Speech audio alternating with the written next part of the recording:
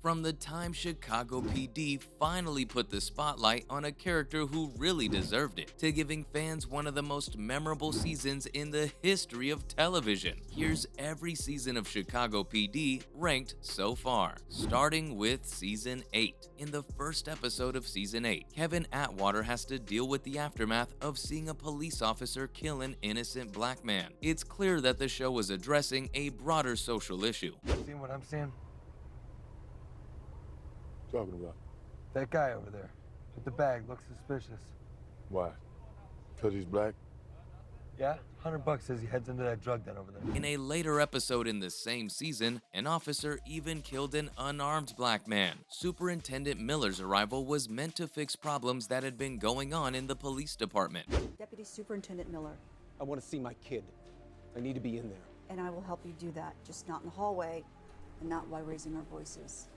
Right this way. And she has a big effect on Voight and the rest of the team. Apart from that, the search for Adam Ruzek's lost father and the first time we see Michaela Ward are two of the most memorable episodes. But the rest of the season isn't as good because the show has trouble coming up with new storylines. Some of the side stories don't work as well as they could have, like Burgess's attempt to adopt a little girl she saved while on watch, and Halstead and Upton's tense relationship. But season 8 ends well enough with a crazy killer on the loose, and Voight having to take the law into his own hands. If the theme for this season was reforming the police force, then the one before that takes a more personal approach and builds up to the race issue. The 7th season of Chicago PD focuses a lot on trauma. It's hard to watch, and harder for the characters to go through. Kim Burgess is especially sad, because in season 7, episode 8, No Regrets, the series shows that she's pregnant.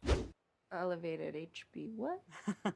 It means you're pregnant, probably around 4 weeks. And then has a miscarriage a few weeks later. Even though Marina Squarciati is a great actor, Burgess's character has changed a lot this season, and she's not the only one. In season 7, Jay Halstead has a risky secret relationship with Camilla, and Officer Vanessa Rojas shows up, but she doesn't do much and is gone by the end of the season. Season 7 focuses on problems of racial profiling and bias within the CPD, as Atwater faces off with a patrolman, Doyle, who once profiled him during a traffic stop. Of course, this is all further into the show, but there's nothing like our first introduction to the characters. Season 1 is Chicago PD's attempt to find its place in the world. In the first season, like many other TV shows, the show is trying to find its place. Voight was a clear bad guy on Chicago Fire, so this season has to show that he's now in charge of the intelligence unit. A major highlight from this season is the fight between Voight and fellow fire grad Antonio Dawson over a murder that may have been committed by Voight's son Justin. Other than that, the season mostly sets up more nail-biting action to come. It spends more time introducing its new cast and setting a different tone than it does in revealing big plot points. While the point of season 1 might have been to set the stories in motion, others exist mainly to tie up loose ends like this next one. Dante Torres and Anna Avalos save season 9 of Chicago PD. Season 9 of Chicago PD starts by wrapping up season 8. Burgess is fighting for her life after being shot, and Voight and Upton argue about how to handle Roy Walton's death. After these early problems are mostly solved, the season doesn't really get going until Voight's private informant Anna Avalos shows up. With her help, the next steps to bring down the Los Temidos gang are full of stress and danger. Dante Torres' addition to the team is also a plus. However, Halstead and Upton's friendship doesn't do much to move the story forward, and the story threads about Michaela are hit or miss. Speaking of hit or miss, I'm not too sure how this next approach worked out for season 3. The 3rd season of Chicago PD focuses too much on one character, but has a huge twist. Season 3 of Chicago PD is mostly about Burgess and the problems in her relationships. She was engaged to Ruzek, but then broke up with him. And let's not forget the way she shot her partner Sean Roman, or how she killed a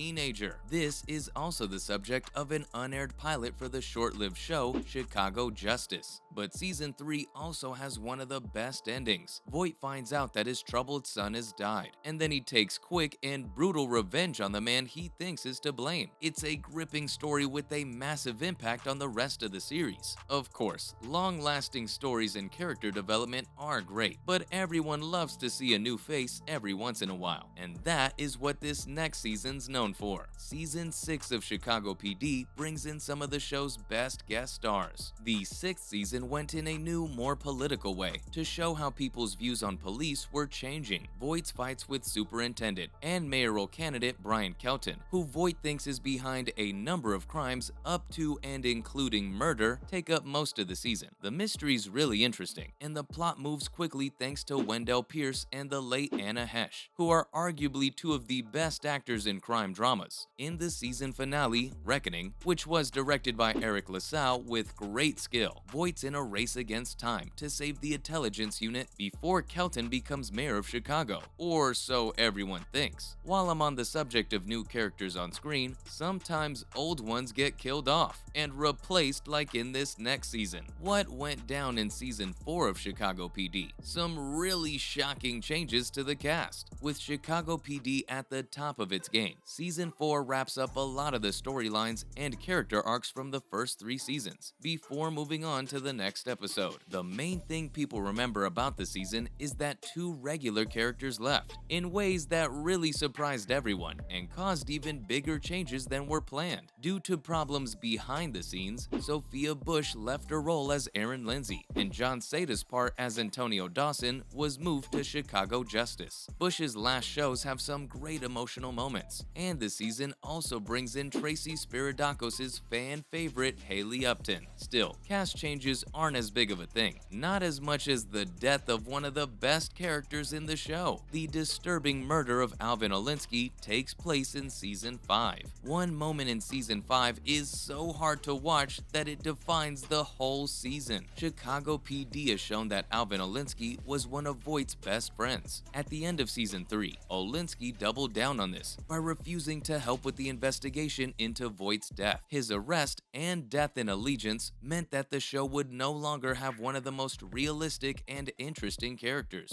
It's a season that many fans still can't get over because it was both interesting and upsetting. But that's enough of the negative parts of the show. There are some really great moments too, and most of them are packed into this one season. The 2nd season of Chicago PD had everything that makes the show great. Season 2 of Chicago PD always takes the show to new heights, while the other good seasons have a few great moments. The death of Lindsay's friend Nadia Dakotas is the most memorable part of the crossover with Law & Order SVU. Apart from that, Burgess finds a new partner in Roman, and Dawson gets into trouble more than once. Season 2 of Chicago PD made the show a hit, with exciting cases and great moments for almost all of the characters, which is why it deserves the top place on our list today. So, do you agree? Let us know in the comments. We hope you enjoyed every season of Chicago PD Ranked so far. Thanks for watching, and I'll see you next time.